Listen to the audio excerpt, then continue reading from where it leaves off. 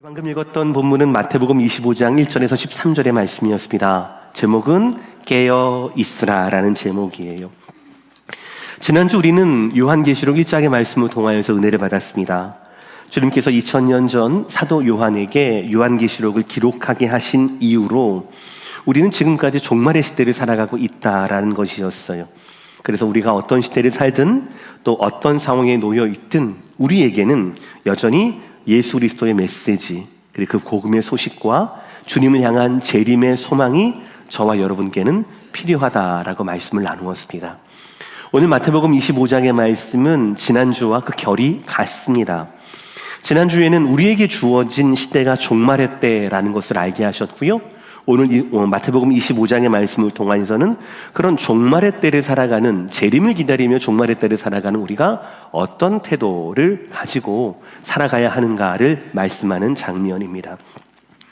지난주와 연결되어서 이 마지막 때에 관하여서 여러분들께 가장 강조드리고 싶은 것은 바로 뭐냐면, 이 마지막 때에 대한 저와 여러분의 느낌, 해석과 하나님의 말씀과의 해석이 얼마나 차이가 나는가를 먼저 확인하기를 원합니다.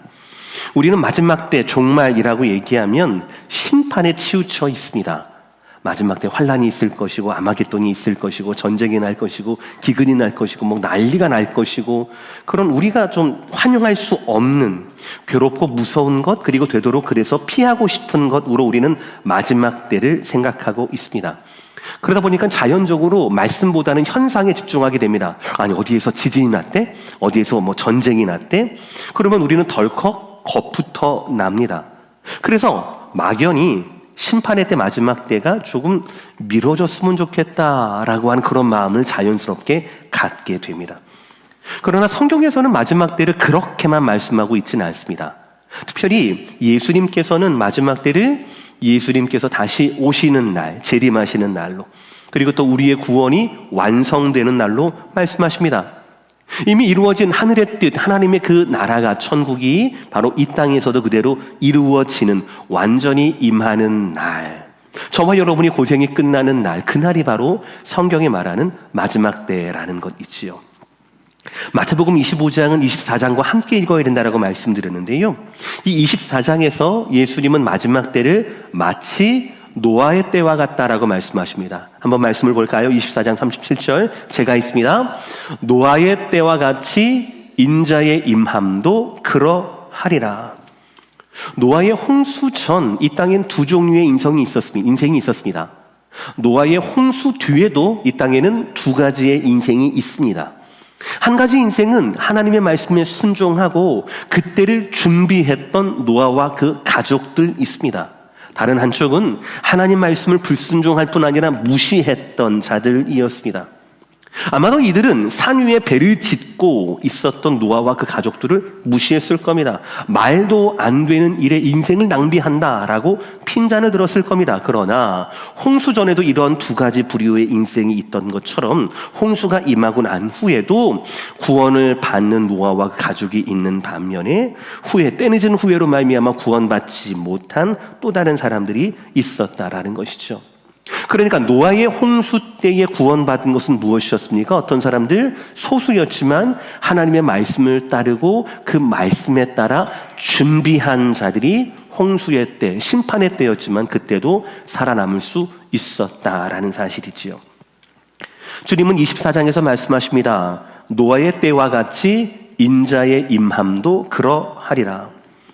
성경은 예수님을 포함해서 그 누구도 그 장소와 때를 알 수 없다라고 말씀하지만 여전히 확실하게 주장하시는 것은 바로 무엇이냐? 하나님의 일이 진행되고 있다라는 사실이에요. 하나님께서 시작하신 그 구원이 그 아들의 죽으심으로 말미암아 이렇게 이방인인 우리에게도 임하는 그 구원이 완성될 날이 하루하루 다가오고 있다라는 사실이에요. 그러니 우리는 그 날을 위해 준비해야 한다라는 것이죠. 성도가 마지막 날에 대해서 어떻게 되는 겁니까? 그 날을 부인하면 안 됩니다. 그 날을 피해서도 안 됩니다. 그 날을 믿고 준비하는 삶, 이것이 바로 예수님께서 종말의 때를 살아가는 저와 여러분 가운데, 우리 교회 가운데 요청하시는 삶이라는 것이지요. 그런데 우리가 알고 넘어가야 할 것이 있습니다. 첫 번째, 겉으로는 구별이 되지 않는다라는 사실이에요. 예수님 마태복음 24장과 25장을 통하여서 동일한 주제를 굉장히 다양한 방법으로 말씀하셨습니다. 여기서 동일한 주제라고 하는 것은 종말 그리고 예수님의 재림이라고 하는 주제이고요. 다양한 방법이라고 하는 것은 예수님의 직접적인 교훈과 여러 가지 비유들입니다. 특별히 이 비유들에 좀 주목하고 싶은데요. 24장 마지막에 나오는 신실한 종과 악한 종의 비유, 연이어서 3개가 더 나옵니다. 또 오늘 본문인 열처녀의 비유, 그리고 오늘 본문 다음에 나오는 달란트 비유, 그리고 달란트 다음에 나오는 양과 염소의 비유가 그렇습니다. 근데 재미있는 것은 이 4가지 다양한 비유들이 같은 교훈을 향하고 있다라는 것입니다. 그 교훈이 무엇이냐면 주인이, 신랑이, 인자가 언젠가는 반드시 돌아온다라는 사실이에요. 약속대로 인자가, 신랑이, 주인이 반드시 돌아온다라는 사실입니다. 4가지 비유 중에서 2번째 비유인 오늘 25장 1절 2절 말씀 보겠습니다. 제가 했습니다. 그때의 천국은 마치 등을 들고 신랑을 맞으러 나간 10처녀와 같다 하리니 그 중에 5은 미련하고 5은 슬기 있는 자라. 결혼식의 들러리로 초청받은 10처녀 비유입니다. 근데 말씀은 시작부터 5명은 슬기 있고 5명은 미련하다라고 말씀하고 있습니다. 그리고 우리는 이 비유의 결과를 잘 압니다. 슬기롭다라고 하는 5명은 결혼식에 들어가고 미련하다라고 얘기했던 5명은 결국 결혼식에 들어오지 못합니다. 참으로 섬찟한 것은 10처녀 모두가 들러리로서 대부분이 신부 친구였을 겁니다. 대부분이 신랑과 신부의 친구였을 텐데 10명이 들러리로서 픽업을 당했지만 그 중에 반은 참석하지 못했다라는 사실이에요. 성경은 그것을 애들로 말씀하고 있지 않습니다. 3, 4절에 바로 그 이유를 말하고 있습니다. 3, 4절 다 함께 천천히 시작.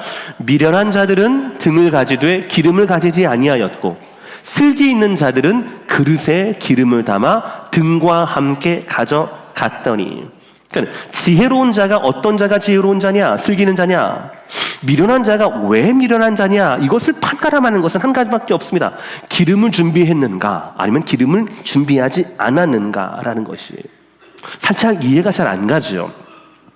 미련한 처녀 그리고 슬기 있는 처녀, 결혼식에 들어오고 못 들어오고 그것을 그들이 얼마나 친하고 얼마나 예쁘고 그리고 평소 얼마나 신랑과 신부에게 잘해 주었고 그리고 어떤 드레스를 입었는가 뭐 이런 것들에 따르지가 않는다라는 거예요.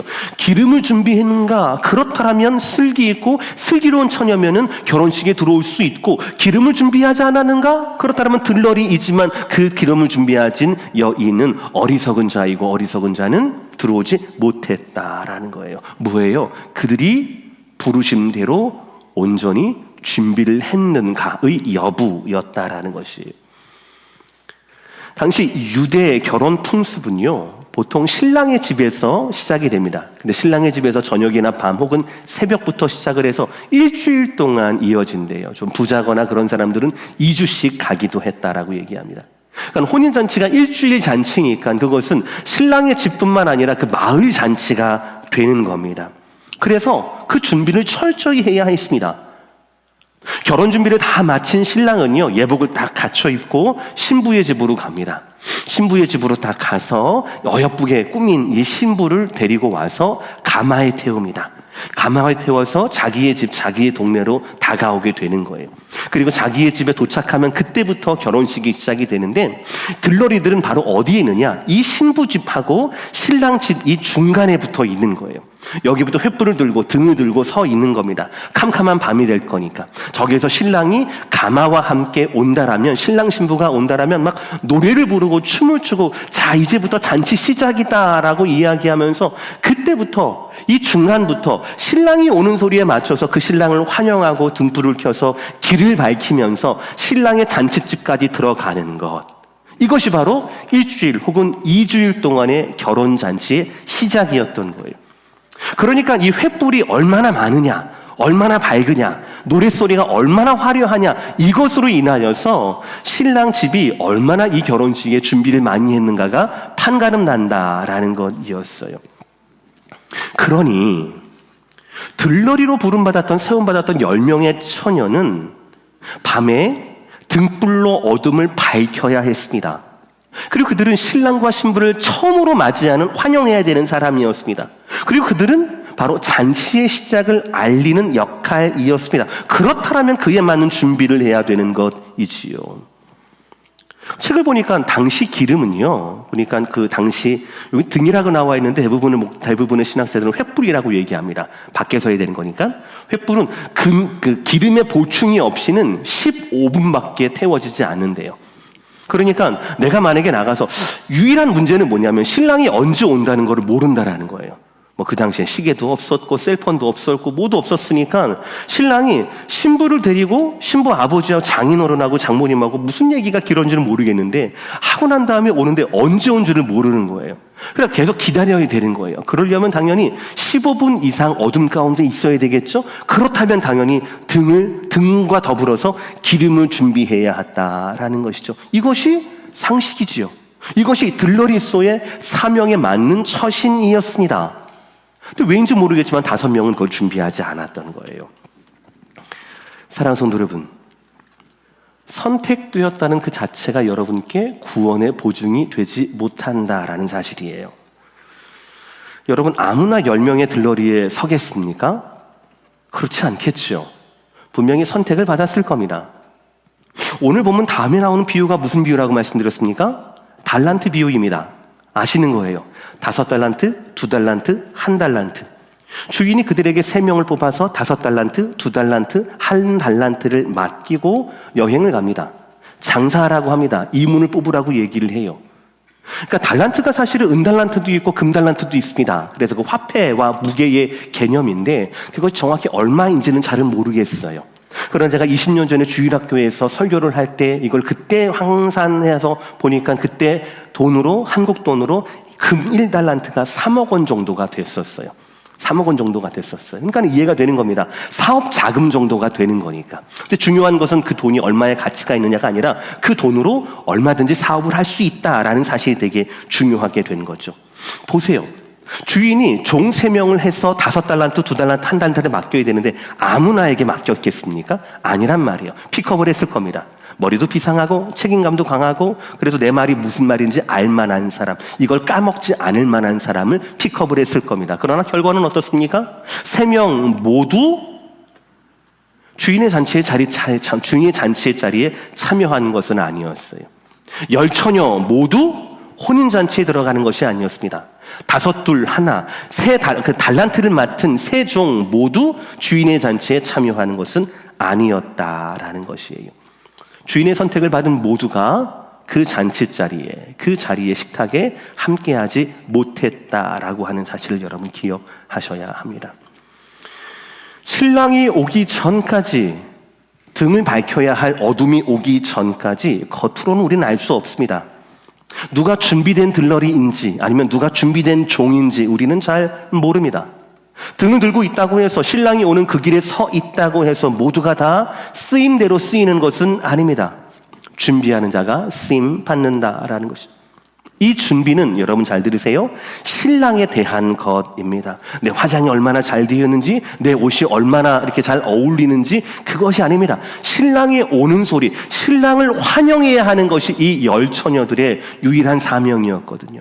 그러니까 신랑을 환영하고 신랑이 오는 것에 대해 모든 신경을 집중해야 되고 이것에 대해 모든 것들을 준비해야 했다라는 것입니다. 신랑이 온다고 했으니까 반드시 오실 것이고 그 오시리라는 그 믿음으로 오늘을 살아내는 것. 그래서 그 약속 때문에 등과 더불어 기름까지 준비하는 것. 그것이 바로 저와 여러분이 오실 주님을 기다리며 사는 오늘의 의미라는 것이죠. 기억하십시오. 준비해야 쓰임받습니다. 겉으로는 몰라요. 누가 진짜 기름을 준비하고 있는지, 누가 어둠에 대하여서 대비하고 있는지, 누가 신랑의 오는 발자국 소리에 귀를 기울이는지 우리는 모릅니다. 그러나 그날은 반드시 온다라는 사실 꼭 기억하셔야 합니다. 그리고 오늘 우리 두 번째 말씀을 나누어야 할 것은 하나님은 우리 가운데 완벽한 삶이 아니라 준비하는 삶이 더 낫다라고 말씀한다라는 사실이에요. 우리가 열처녀 비유에서 참 쓸데없이 위로받는 장면이 있습니다. 5절 말씀이에요. 다 함께 읽을까요? 시작. 신랑이 더디 오므로 다 졸며 잘세. 이 부분에서 우리는 위로를 받아요. 맞아. 어차피 다 잘걸. 막 그렇게 합니다. 그렇죠? 너도 자고 나도 자고 우리가 모두가 다 자는 시간인데 뭐 어쩔 수 없지 뭐. 근데 말씀을 자세히 보시면 마지막 때를 살아가는 성도들의 영적 나태함, 무감각을 변호하는 말씀이 아닙니다. 저 어릴 때는 그런 해석을 듣기도 했었어요. 실제로 어떤 목사님들이 오셔서 자도 된다 뭐 이런 식으로 말씀을 하시는 거예요. 자는 건 죄가 아니야 이렇게 막 말씀을 하시는 거예요. 그래서 저도 자면 되는 줄 알고 잤어요 많이. 그러나 사실은 그렇지 않습니다. 오늘 말씀은 24장과 25장을 같이 봐야 된다고 말씀드렸죠. 24장 말씀이요. 42절. 그러므로 깨어 있으라. 어느 날에 너희가 주가 임할는지 너희가 알지 못함이니라. 오늘 비유의 마지막 결론입니다. 25장 13절의 말씀. 그런즉 깨어 있으라. 너희는 그날과 그때를 알지 못하느니라. 우리는 이렇게 생각해요. 알지 못하니까 자는 거 아니에요. 알면 자겠습니까? 알면은 알람 맞추고 그 시간 일어나 눈 초롱초롱해가 있지. 알면 자겠냐고요. 근데 하나님 뭐라고 말씀하세요? 알지 못하니까 깨어있으라라고 말씀하고 있다라는 거예요. 그러니까 영적으로 나태해도 된다라고 결코 말씀하고 있지는 않습니다. 자도 된다라고 말씀하고 있지는 않아요. 우리는 계속해서 신랑이 오실 길에 머물러야 하고 그 밤을 밝혀야 하고 신랑이신 주님과 동행해서 혼인잔치까지 가야 한다라는 것이죠. 이것이 바로 제자의 교회의 본질이라고 말씀을 하십니다. 그러나 동시에 오늘 본문에서 우리가 잠드는 것 자체에 대한 부정적인 의미는 별로 없어요. 왜냐하면 어리석은 자들만 자는 게 아니라 슬기 있는 처녀들도 자고 있거든요. 재밌어요. 성경은 슬기 있는 처녀들이 졸음을 이기지 못한다라는 이유로 혼인잔치에 거절당하지 않습니다. 그러니까 중요한 건 바로 뭐냐면 우리처럼 모두가 졸았어 그러니까 자도 돼 이게 아니라 그렇다면 모두가 졸 수밖에 없는 그 밤에 그 상황 가운데도 하나님은 왜 우리한테 깨어 있으라라고 말씀하셨을까? 그 깨어 있으라라고 하는 그 뜻이 과연 어떤 뜻일까라는 부분을 우리가 붙잡아야 하는 거예요. 깨어 있으라고 하는 것은 제자들을 향한 말씀이에요. 단순히 잠을 자지 않는 참을성을 말하는 것이 아닙니다. 어떤 상황이든지 사명을 감당할 수 있도록 준비하고 있는지를 말하는 것이에요. 잠들기는 마찬가지지만 신랑이 온다라는 그 얘기를 들었을 때 슬기로운 처녀들은 이미 자기 준비를 다 하고 잔 거였어요. 조는 거였어요. 준비를 다 마쳤습니다. 그래서 어둠을 밝혔어요. 그래서 신랑을 맞이했습니다. 그래서 혼인잔치 자리까지 신나게 노래를 부르면서 행진하면서 갔다라는 것이죠. 그러나 미련한 자들은 그러지 않았었습니다. 미련한 자들은 기름을 준비하지도 않았어요. 더욱이 끝까지 그들은 문제의 이 심각성을 알지 못합니다. 그래놓고 신랑이 온다라고 하니까 겁나가지고 기름 있는 처녀에게 지혜 있는 처녀에게 기름을 나눠달라고 이야기를 합니다. 그러나 그것은 안 될 말이죠. 9절 말씀. 슬기 있는 자들이 대답하여 이르되 우리와 너희가 쓰기에 다 부족할까 하노니 차라리 파는 자들에게 가서 너희 쓸 것을 사라 하니. 어떤 분들은 이 대답에 조금 놀랄 수 있습니다. 왜냐하면 그리스도인의 윤리라는 것에 가장 중요한 것은 섬김과 나눔이기 때문에 그렇습니다. 따라합시다. 섬김과 나눔. 그리스도인이라고 하는 것은요, 십자가 목걸이를 걸었다고 해서 그리스도인이 아닙니다. 그리스도인이라고 하는 것은 목사 타이틀을 달았다고 해서 그리스도인이 아닙니다. 그리스도인이라고 하는 것은 복음으로 말미암아 그 영혼이 가득 차 있고 그의 삶은 섬김을 통하여 나눔을 통하여 증거되는 삶, 그런 삶이 바로 그리스도인다운 삶이지요. 그러나 저 말씀은 좀 달라요. 저 말씀은 나눔에 대한 말씀이 아닙니다. 개인적인, 보세요. 슬기 있는 처녀, 기름이 준비된 처녀가 그 기름이 남을 걸 예상을 합니까? 예상하지 못하거든요. 언제 기름이 없어질지 모르는 거니까요. 그러니까 기름이 남아서 그 남은 기름을 가지고 나누어서 너도 같이 혼인잔치에 들어가자라는 것이 말이 안 되는 거예요. 왜냐하면 기름이 떨어지면 혼인잔치 자체가 불투명일 수 있기 때문에 그래요. 신랑을 환영하는 내 사명 자체가 끝까지 이루지 못할 수 있기 때문에 그렇다. 그 자체를 완전히 망쳐버릴 수 있기 때문에 그렇다라는 것이죠. 그러니까 기름을 나눌 수가 없는 거예요. 그래서 뭐라고 했습니까? 지금이라도 가서 기름 파는 집에 가서 가서 사와서 기름을 가지고 와라고 이야기를 했던 겁니다. 자, 그럼 우린 딜레마가 있어요. 아무리 경험하고 아무리 위로를 받는 것 오케이. 그런데 우리는 졸 수밖에 없는데, 우리는 세상에서 졸 수밖에 없는데, 자려고 이 세상에 나온 것은 아니지만 깨어있다고 깨어있지만 우리는 영원히 깨어있을 수도 없고 졸 수밖에 없는데, 그러면 과연 어떻게 해야 되는가? 그것이 우리의 딜레마예요. 종말의 시대에 주님께서 마라나타 주 예수여 어서 오시옵소서라고 하는 소망을 가지는 것 오케이. 그런데 그 소망만으로는 살아갈 수가 없는데, 졸 수밖에 없는데, 나태해질 수밖에 없는데 하나님 어떻게 해야 됩니까? 저는 그 팁을 계시록 말씀에서 찾을 수 있었어요. 우리 지난주 재직회 경건회 때 드렸던 말씀이거든요. 예배소 교회 이야기입니다. 2장 4절 5절 말씀 천천히 다 함께 읽겠습니다. 시작. 그러나 너를 책망할 것이 있나니 너의 처음 사랑을 버렸느니라. 그러므로 어디서 떨어졌는지를 생각하고 회개하여 처음 행위를 가지라. 만일 그러하지 아니하고 회개하지 아니하면 내가 내게 가서 내 촛대를 그 자리에서 옮기리라. 아멘. 사랑하는 성도 여러분, 세상에 완벽한 교회는, 완벽한 인생은 없습니다. 주님 앞에 설 때 부끄럽지 않은 인생도 부끄럽지 않은 교회도 없을 것입니다. 중요한 것을 보시길 바랍니다. 예배소 교회예요. 예배소 교회는 감히 말씀드리지만 바울이 개척한 교회에서 가장 특별한 교회다라고 말해도 크게 다르지가 않습니다. 바울이 3년 동안 머물렀고 개척했습니다. 바울 다음에 목회자는 디모데였어요. 그리고 사도 요한도 목회했던 교회가 바로 예배소 교회였습니다. 짱짱한 교회인 거죠. 그럼에도 불구하고 그 예배소 교회가 수십 년이 지나니까, 반모섬에서 사도 요한이 계시록을 기록할 당시 수십 년이 지나니까 환난의 때에 뭐라고 얘기합니까? 뭐라고 책망을 받아요? 첫사랑을 버렸다라고 하는 책망의 대상이 되었다라는 사실이에요. 예배소 교회도 그런데, 그러나 다시 한번 주님 말씀 보시길 바랍니다. 2장 4절 말씀이에요. 주님은 예배소 교회를 향하여서 너희가 첫사랑을 버렸다라고 하는 그 자체, 책망하는 그 자체로 말미암아 그들을 심판하지 않습니다. 뭐라고 얘기합니까? 너는 처음 사랑을 버렸느니라. 내가 내 촛대를 옮기겠다라고 말씀하지 않아요. 책망이 분명히 있기는 있습니다. 고쳐야 할 부분이 분명히 있어요. 라고 말씀하시면 뭐라 하면, 그러므로 라고 얘기해요. 넌 첫사랑을 버렸어. 그러니까 어디서 떨어졌는지, 어디에서부터 잘못되었는지라는 뜻이거든요. 어디에서 잘못되었는지를 생각하고 회개하고 처음 행위를 가지라라고 말씀을 하세요.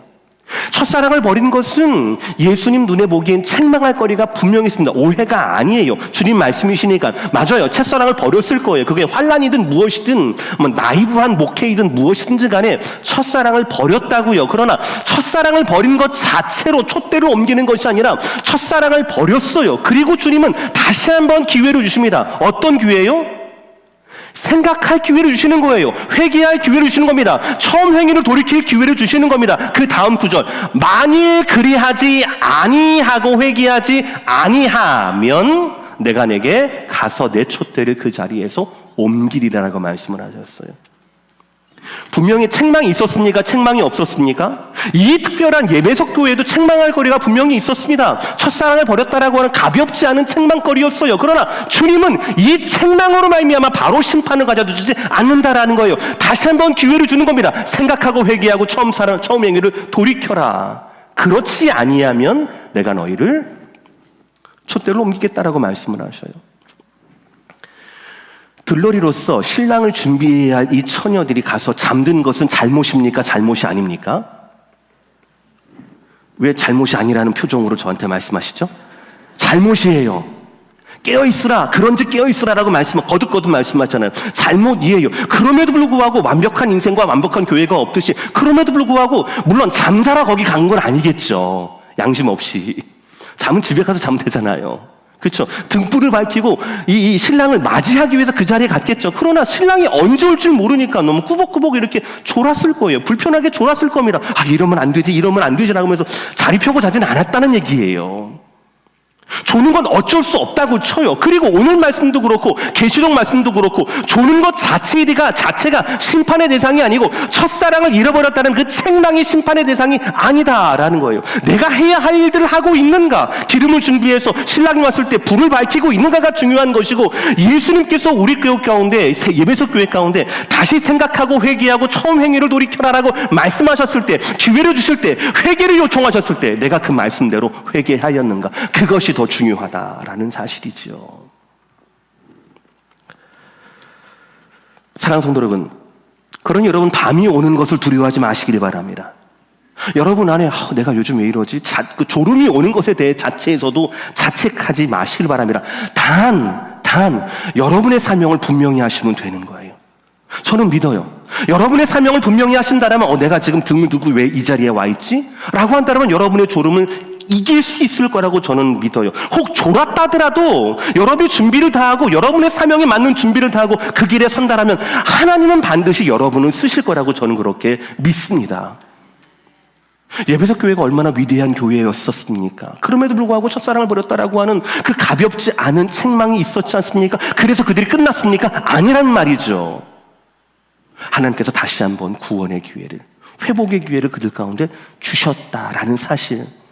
우리 교회가 어떻고 내가 어떻고 나는 참을성이 있고 없고 나는 밤잠이 있고 없고 이게 중요한 게 아니라 하나님께서 나에게 어떤 말씀을 주시고 어떤 기회를 주시고 어떤 사명을 주셨고 어떤 기대를 하시는가, 하나님 앞에서 나는 어떤 태도로 살아가고 있는가, 이것이 훨씬 더 중요한 사실이라는 것이지요. 사랑하는 성도 여러분, 종말의 때에 주님이 다시 오신다라는 그 말씀을 믿고 어둠을 향하여서 횃불을 들고 나아가시기를 주의 이름으로 축복합니다.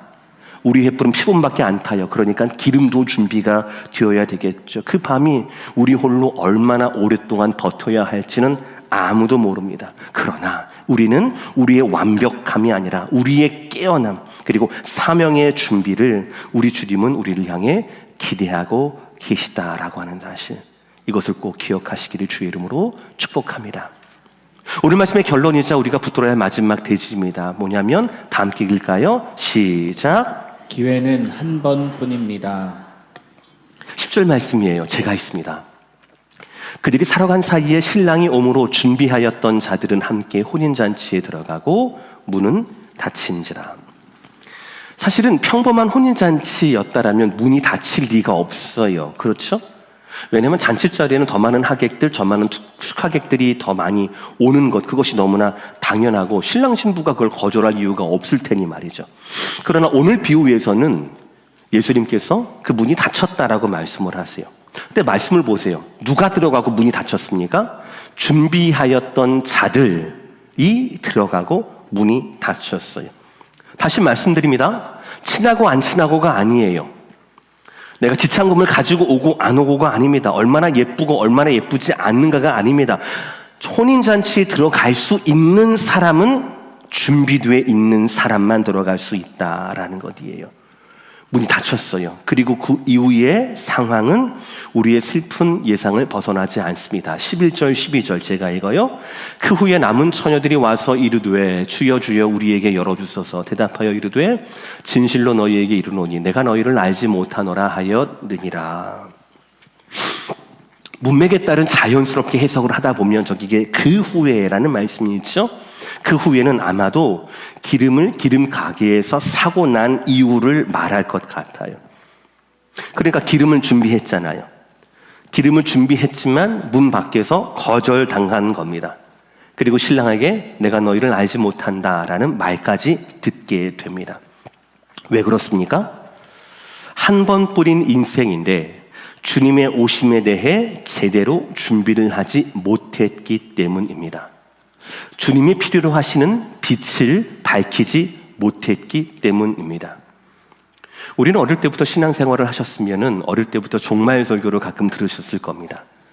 2000년 전부터가 종말이었으니까 우리가 사는 시대에 전후 수십 년까지 종말이 오지 않는 것 같지요. 그러니까 우리 입장에서는 종말은 남의 얘기가 되는 겁니다. 그러나 그보다 더 명확한 현실이 있습니다.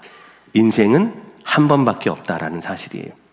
저와 여러분의 인생은 유한하다라는 것이죠. 우리는 한 번밖에 없는 우리의 인생 동안 주님이 오신다라고 하는 신랑이 오시는 그 마지막 날을 준비하고 살아야 하는 성도들이라는 것이죠. 그러니까 오늘은 종말이 아니다라고 말할 수가 없다라는 것이죠. 오늘 주님은 우주적인 종말에 대해서 말씀하지만 그것보다 더 확실한 종말은 무엇입니까? 저와 여러분의 개인적인 종말 아니겠습니까? 그러니 어느 누구도 우리에게는 종말이 없다라고 말할 수 있는 사람은 없다라는 사실이지요. 동양성을 통해서 여러분께 말씀을 드렸지만 이번 주 금요일부터 매주 12주 동안 매주 금요일 12주 동안 인생학교라고 하는 클래스를 열었습니다. 그것은 우리의 인생 가운데 큰 변곡점이 되는 태어남, 출생에 대해서, 그 만남, 결혼에 대해서, 그리고 인생의 마침표인 죽음에 대해서 우리가 그냥 어쩔 수 없었어 끌려가는 듯한 그런 인생이 아니라 분명히 우리의 인생 가운데 저 태어남과 만남과 죽음에 대한 하나님의 분명한 뜻이 있을 텐데 그것을 미리 준비하자라는 사실이에요. 그것을 미리 준비하자라는 겁니다. 여러분의 인생에도 지나온 시간이고 여러분의 인생에도 지나갈 것들입니다. 경험해야 될 것들입니다.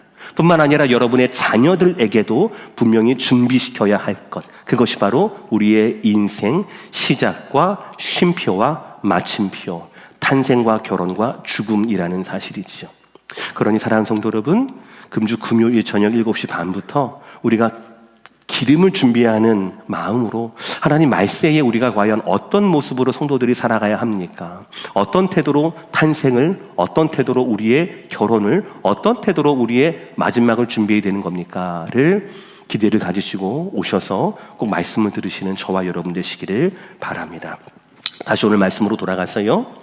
여러분 오늘 말씀을 오해하지 마시길 바랍니다. 제가 여러분들을 그냥 긴장시키려는 말씀이 아니에요. 또 오늘 말씀은 여러분을 선동하기 위한 의도도 없습니다. 성경대로 살자라는 것이에요. 그게 무엇입니까? 기름은 필요할 때에만 가치가 있다라는 사실이에요. 주님이 오시는 그때에, 세상이 아직 어둡고 빛이 필요한 그때에, 15분 이상 빛을 밝혀야 할 바로 그때에 기름은 가치가 있습니다. 혼인대식이 시작된 이후로는 그 기름은 쓸모가 없습니다. 그래서 이 5 처녀들처럼 기름을 가지고도 그 문 앞에서 거절당할 수 있다라는 사실이에요. 우리는 십자가와 부활을 믿는다라면 죽음을 두려워하지 않습니다. 왜냐하면 죽음이 마지막이 아니라는 것을 알기 때문에 그래요. 우리에게 종말은 두려운 날이 아닙니다. 피하고 싶은 날은 더더욱 아닙니다. 기다리던 예수님께서 신랑으로 오시는 날입니다. 여러분의 인내가 보상받는 날이고요, 여러분의 믿음이 온전해지는 날이고요, 저와 여러분 모두가 신랑 되신 예수님과 함께 잔치에 들어가는 날입니다. 우리는 그날을 바라보면서 살아야 합니다. 그리고 그날을 위해서 우리는 깨어 있어야 합니다. 언제 어디서나 누구 앞에서나 신랑 되신 주님을 기다리는 마음으로 살아내시는, 기름을 준비하시는 저와 여러분 모두가 되시기를 주의 이름으로 축복합니다. 기도하시겠습니다.